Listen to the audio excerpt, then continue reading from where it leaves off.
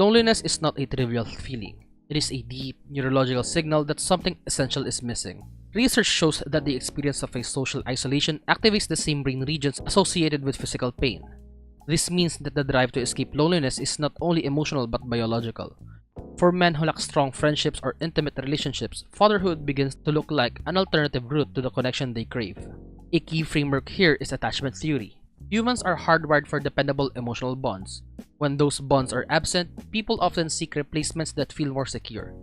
Some men imagine fatherhood as the ultimate bond, a relationship where their child depends on them and in return provides unconditional love. Erik Erikson described this developmental task as generativity, the desire to nurture and guide the next generation.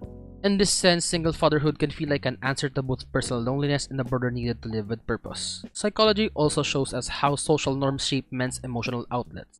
In many cultures, men are discouraged from showing vulnerability to peers or friends. This place of tenderness and care can be stigmatized as unmasculine. Fatherhood, however, offers a socially approved space to express those same emotions.